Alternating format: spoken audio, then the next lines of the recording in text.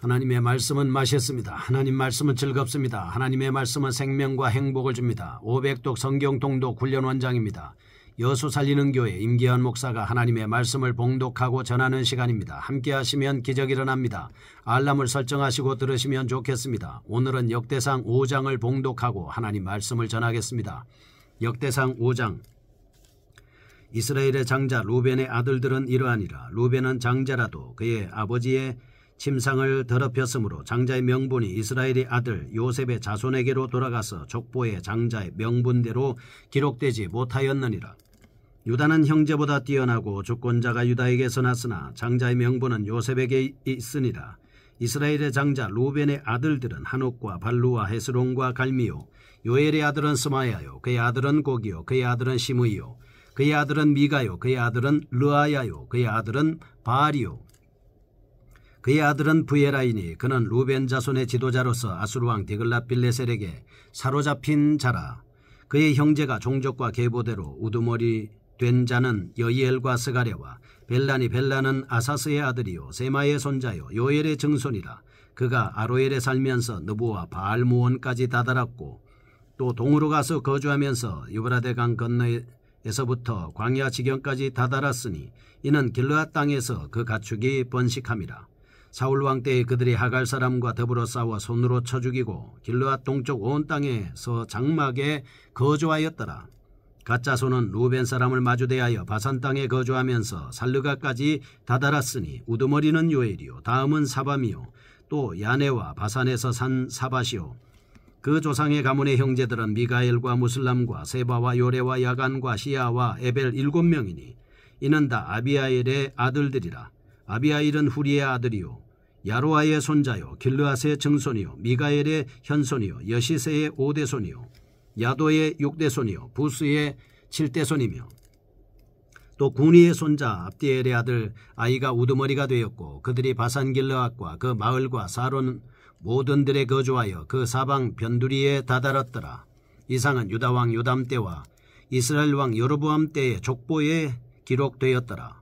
루벤 자손과 갓사람과 므낫세 반지파에서 나가 싸울 만한 용사 곧 능히 방패와 칼을 들며 활을 당겨 싸움에 익숙한 자는 44,760명이라. 그들이 하갈 사람과 여두루와 나비스와 노답과 싸우는 중에 도심을 입었으므로 하갈 사람과 그들과 함께 있는 자들이 다 그들의 손에 패하였으니 이는 그들이 싸울 때에 하나님께 의뢰하고 부르짖음으로 하나님이 그들에게 응답하셨습니다.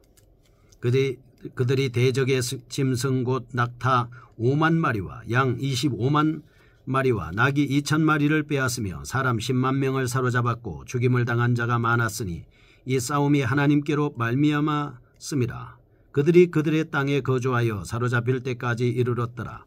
므낫세 반지파 자손들이 그 땅에 거주하면서 그들이 번성하여 바산에서부터 바알 헤르몬과 스닐과 헤르몬산까지 다다랐으며 그들의 족장은 에벨과 이시와 엘리엘과 아스리엘과 예레미야와 호다이야와 야디엘이며 다 용감하고 유명한 족장이었더라.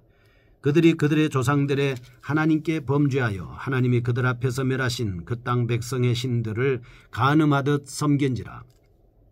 그러므로 이스라엘 하나님이 아수르 왕 불의 마음을 일으키시며 아수르 왕 디글랏빌레셀의 마음을 일으키시며 곧 루벤과 갓과 므낫세 반지파를 사로잡아 할라와 하볼과 하라와 고산강가에 옮긴지라. 그들이 오늘까지 거기에 있으니라. 아멘.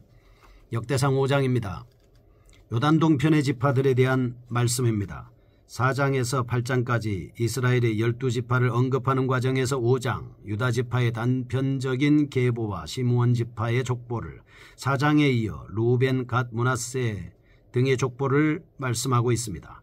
요단 동편에 거주한 지파를 기술한 5장 1절에서 10절은 루벤의 후손들과 그 거주지입니다. 11절에서 17절은 갓 자손의 족보와 그들의 거주지입니다. 18절에서 22절은 연합된 이스라엘 지파의 대승, 23절에서 26절은 이스라엘 지파가 흩어지는 내용으로 기록되고 있습니다. 그들은 요단 동편에 거주했다는 이유와 제형적으로 같은 지역을 기업으로 받았습니다. 18절에서 22절은 힘으로 물어 적과 싸웠습니다. 여호수아 22장 10절 27, 34절에는 단을 쌓아서 하나님께 예배드렸습니다. 5장에서 우리는 이스라엘 세 지파의 흥망성쇠를 발견할 수 있습니다. 그들의 활약상과 부패상을 기록함을 볼 수 있지요. 이들의 흥망성쇠는 하나님을 가까이 했느냐 멀리 했느냐에 따라서 결정되고 있습니다. 하나님을 가까이 할 때는 하나님의 도우시는 은혜가 이들과 함께 했습니다. 멀리 할 때는 여지없이 잔인한 이방인들의 손에 붙잡혀 멀리 유배당하는 신세를 면치 못했던 것입니다. 요단 동편은 지형상으로 정통적인 여호와 신앙으로부터 멀리할 수 있는 요소들을 갖추고 있었습니다. 그들은 영적인 간음죄인 우상숭배에 빠져 있었습니다. 아수르의 포로로 붙잡혀 훗날 포로의 귀한 행렬에도 참여하지 못하는 운명에 처하고 말았습니다. 이와 같은 사실을 통해서 첫째, 성도가 복을 받을 수 있는 지름길은 언제나 하나님을 가까이 해야 합니다. 둘째, 하나님을 멀리하고 잘되는 것은 일시적인 것일 뿐만 아니라 그것이 결국에는 심판으로 바뀌고 말 것이라는 사실을 깨달아야 합니다. 첫 번째 1절에서 10절입니다. 루벤의 후손들에 대한 말씀을 보겠습니다. 1절에서 2절은 장자의 명분을 요셉에게 넘겨준 루벤입니다. 3절은 루벤의 아들들, 4절에서 6절은 요엘의 후손들, 7절에서 10절은 벨라의 후손들로 구성되어 있습니다. 한순간의 범죄로 인하여 축복권을 다른 자에게 넘겨줬습니다. 루벤의 불행이 바로 여기서 시작된 것입니다. 루벤은 본래 야곱의 장자로서 다른 형제들보다 두 몫을 차지할 수 있는 권리가 있었습니다. 그리고 다른 형제들을 지도에 나갈 영적 주도권도 가지고 있었습니다. 그러나 그는 아버지의 침상을 더럽히는 추한 행위로 말미암아서 모든 장자의 축복권을 다른 형제에게 뺏기고 말았던 것입니다. 그리하여 두 몫을 차지하는 권리는 요셉에게 넘어갔습니다. 이스라엘의 주도권은 유다에게 넘어갔습니다. 요셉의 두 아들 에브라임과 므낫세는 각각 자기의 영토를 차지했습니다. 유다 지파는 이스라엘 내에서 가장 강력한 세력으로 떠오르고 있습니다. 장차 이 지파 내에서 다윗 왕이 출현하게 되는 것입니다. 이로 인해서 루벤 지파는 이스라엘 중심 지역에서 멀리 떨어진 사해동편에 정착하게 됐습니다. 그의 족보는 유다 자손의 족보에 비해서 크게 미약하게 됩니다. 이런 현상들은 야곱이 임종 직전에 예언한 그대로 이루어진 결과였습니다. 이런 사실을 통해서 인간의 죄가 하나님의 복을 막는 가장 큰 장애물이다.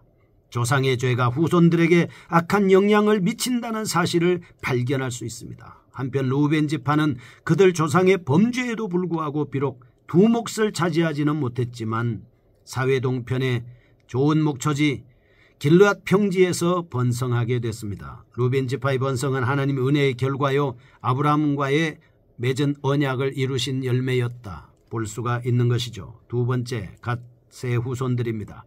11절에서 17절 루벤 지파와 함께 요단 동편에 위치한 갓 지파를 소개하고 있습니다.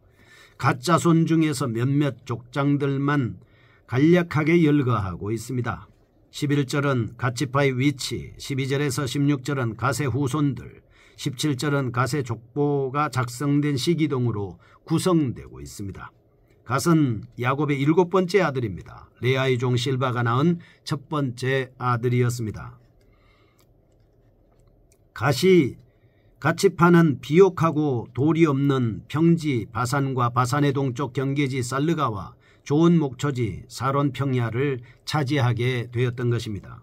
그리고 출국 당시에 45,650명이었습니다. 애굽에서 나올 때 말이죠. 약속의 땅 가나안에 들어갔을 때도 45,000명이었습니다. 갓 족속이 차지했던 영토와 함께 간략히 기록된 것은 바벨론 포로에서 귀환한 이스라엘 민족으로 하여금 과거의 회고를 통해서 미래에 대한 소망을 갖도록 하기 위한 이 저자의 의도 때문입니다. 이와 같은 좋은 땅을 갓 지파가 차지하게 된 그것은 그의 용맹성 때문이다 라고 하는 것을 볼 수 있습니다. 우리는 여기서 시기적절한 용맹성은 하나님의 복의 동기가 될 수 있을 뿐만 아니라 다른 형제들을 유익하게 해줄 수 있다라고 하는 사실을 알 수 있습니다. 이와 같은 갓의 용맹이라 할지라도 그 지파의 복은 하나님께서 맺으신 은혜에 근거한 언약의 결과였음을 우리는 간과해서는 안 될 것입니다. 이런 역사를 통해서 죄는 어느 개인 어느 단체라도 무력할 수 있다는 것을 아셔야 합니다. 성도는 하나님 앞에 바로 서서 열심히 믿음으로 살아야 된다 하는 것이죠. 세 번째입니다. 이스라엘 지파의 대성입니다. 18절에서 22절, 18절은 연합군의 상황, 19절에서 20절은 연합군의 승리의 주된 원인, 21절에서 22절은 승리의 결과로 구성되어 있습니다. 연합군이 대성을 거둘 수 있었던 원인은 무엇입니까? 첫째, 20절은 하나님의 도우심으로 전적으로 하나님을 의지함으로 승리할 수 있었다. 둘째, 18절은 서로 한뜻으로 연합하여 전쟁에 임함에 있어서 사람으로서 갖추어야 할 최선의 준비를 다하고자 노력하였다. 25절, 26절 기사와 뚜렷한 대조를 이루고 있습니다. 신앙적 행동의 위대성을 보여주고 있습니다. 우리는 이와 같은 역사적인 사실을 통해서 하나님은 어떤 환경, 어떠한 처지에서도 능히 신뢰할 만한 분이시고 또한 위기에 처한 자녀들의 기도를 반드시 들으시고 응답하시는 분이시다라고 하는 것을 아셔야 합니다. 그리고 인간이 하나님을 전적으로 의지할 때 완전하고 영구한 승리를 거두게 된다라고 하는 것이죠. 네 번째입니다. 23절에서 26절 이스라엘 세 지파가 흩어지고 멸망하는 장면입니다. 1절에서 10절은 루벤의 후손, 11절에서 17절은 갓자손의 후손, 23절에서 24절은 므낫세 반지파의 자손들이 마지막으로 응답되고 있습니다. 26절에서 27절은 요단 동편의 지파의 멸망을 기록하고 있죠. 이스라엘 세 지파가 함께 아수르 왕 디글랏빌레셀에게 붙잡혀 먼 곳에 흩어지는 장면을 보여주고 있습니다. 23절에서 24절은 므낫세 반지파의 거처와 그들의 족장들, 25절에서 26절은 이스라엘 세 지파의 배반과 그들의 흩어짐으로 구성되고 있는 모습입니다. 한편 대승을 거두고 기뻐했던 이스라엘 세 지파의 형편이 이같이 완전히 역전된 까닭은 무엇입니까? 이는 하나님을 버린 것입니다. 하나님의 말씀을 버린 것입니다. 하나님에 대한 믿음을 버린 것입니다. 그리고 어느 날 자기 자신들의 주장과 자기의 고집과 자기의 주장을 내세운 것입니다. 대신 자신들 주변에 있었던 우상들을 쫓아가게 된 것이죠. 말씀을 따라야 하는 겁니다. 예루살렘 성전에 거하시는 여호와 하나님은 그들의 눈에 보이지 않았습니다. 그들은 이전에 그들에게 대성의 기쁨을 주신 여호와를 완전히 잊어버렸기 때문입니다. 승리의 요인이 사라져버렸습니다. 돕는 자가 없어진 것입니다. 그리하여 이들은 예루살렘을 향하여 순례의 길을 떠나지 아니하고 주변에 있는 온갖 우상들을 가늠하듯 섬겨왔습니다. 결과가 어떻게 됐습니까? 하나님께서 그들을 징계하기 위해 일으킨 아수르 왕 디글랏빌레셀에게 사로잡혀 다시는 돌아오지 못할 것으로 뿔뿔이 흩어지고 말았습니다. 아수르 왕 디글랏빌레셀은 33절에 2차 이스라엘 침공 때 BC 714년입니다. 열왕기하 18장 17절에 나오는 그의 말씀을 통해서 모두 포로로 끌려가는 비운을 그들은 겪고 있는 것입니다. 교훈입니다. 첫 번째, 인간은 언제라도 부패할 수 있는 전적인 타락의 존재입니다.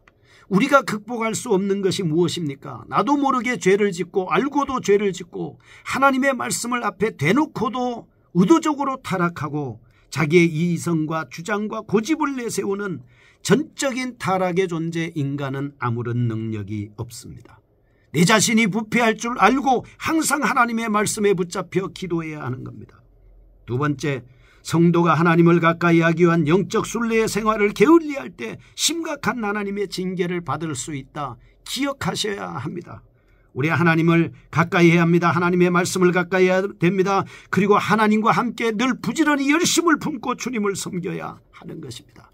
그럴 때 승리할 수가 있습니다. 셋째, 이에 더 나아가 하나님을 완전히 배반해버릴 때 다시는 하나님을 만나지 못할 것으로 버림받게 된다는 경고적 교훈을 발견할 수 있습니다.